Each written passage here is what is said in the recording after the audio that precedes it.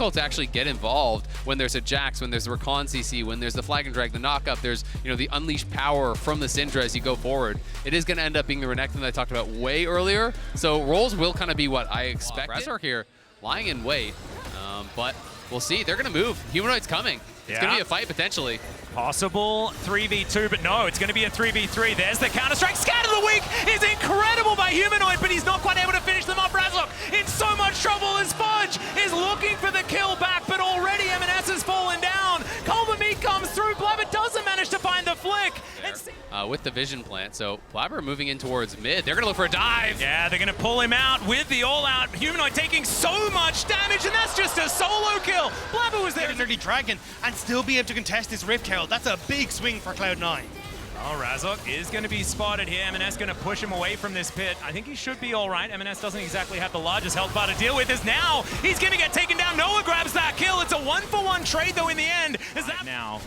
Well, this is exactly what Cloud9 are looking for. They're going to go for a wraparound. They know that Counter-Strike's down for a little bit on Oscar, and now they're going to go for a 4-man dive. Yeah, Weaver's Wall does come on through there. The Counter-Strike now on cooldown. The Magnus Storm comes in, doesn't get a whole lot of value, but I think they've got enough men up here, and they are going to be able to grab the kill. Underneath the turret, Razork coming. Looking for a potential anchor for the ulti to try to cut off Humanoid.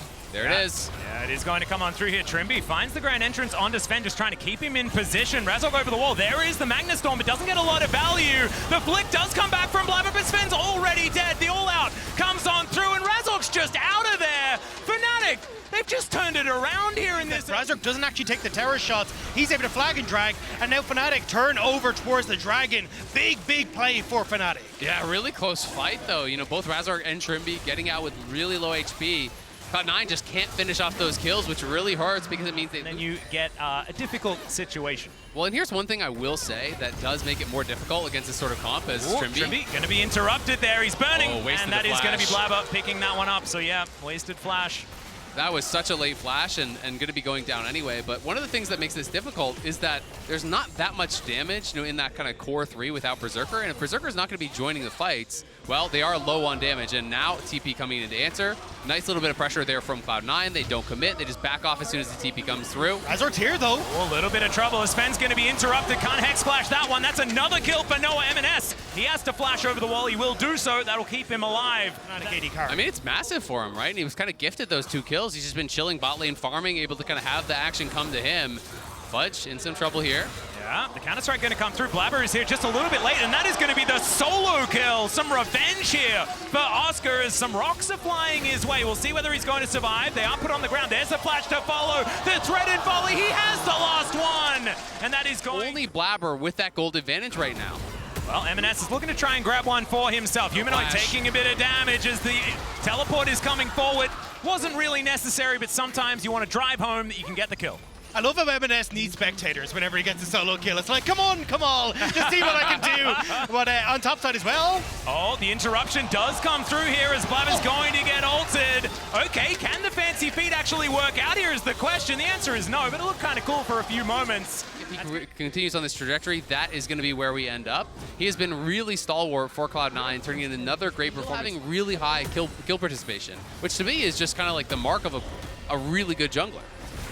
And also now he's got so much on his shoulders, right? He's playing the Talir, and Sven is now looking to try and help get the kill onto Oscar Innen. M&S up here is relatively low, but the Magnus Storm's going to come through, and M&S will cut down. Let's get the play on top side. Immediately use the Rift Herald to blow open that second tower as well. And yeah, that is going to be the charm landing onto Fudge. CC'd and dead. That is, handbag.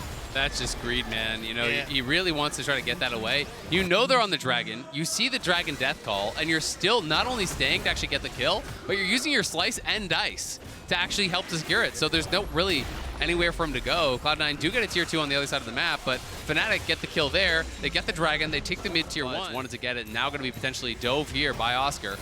Yep, there is the Counter-Strike. That is going to get the stun. Great knock up there from Razork, as well as the Scat of the Week is going to come in. Fudge keeping himself alive for so long, though. He does get stabbed in the end by a Q from the Jarvan, but have they overextended is the question. Berserker! Storm, as Berserker just dives in on top of Noah. He's out of the fight, but so is Blabber, who's been executed between his turrets. Fnatic now on the warpath, looking for M&S, who is running the wrong direction, and Noah is looking to try and come back and answer it. He is going to get engaged on, as M&S is trying to do some fancy stuff. stuff to get himself out of this, but it's not going to work as Syndra says no, and Fnatic, they just win the fight. They grab 3 kills. Berserker is going to try and get this turret in answer. M&S had nowhere to go. His tower is being knocked down by Skirnan as he's running for the hills. And Fnatic... I mean, they're doing a really good job of just pressuring him off of this as Trimby...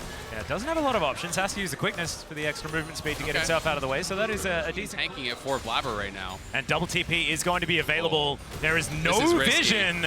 As I think this might just be a Hail Mary. Let's see what can happen. Is the turn going to come through from C9? And instead, they're just going to get themselves out of here if they can. Sven trying to do what he can to keep them away as he dives in. There's the Magnus Storm, but where's the follow-up? The rest of C9 looking to move on over, and that is the Baron secured by Fnatic. Thanks for the leash, I guess, as Noah is looking for even more. Blabber's going to go down. M&S might be able to get one, but the answer is no, because there's a Mega Blast Cone down there to keep the Jacks alive, and now it is a disaster for C9.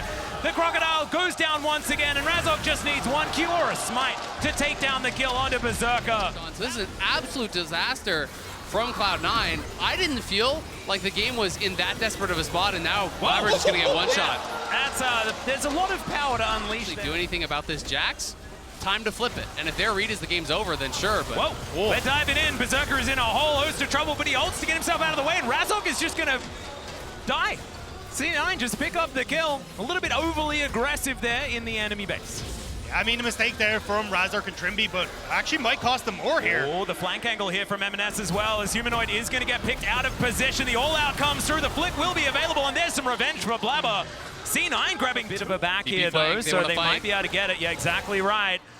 Teleport to come through from Fudge. Here's the last-ditch effort as they dive in. Magnus Storm is decent. They know exactly who their target is. Flash now down onto Humanoid, but Noah is the one popping up. They managed to get the Syndra, but can they actually win the fight is the question. Trimby going to try to get locked down, but it's Noah that's the one that needs to be under control, and it's not going to happen. Fnatic just roll over the top. It's a double kill for Razok in the end, and Fnatic are done with this game, I think. I think they're going to look to end it here.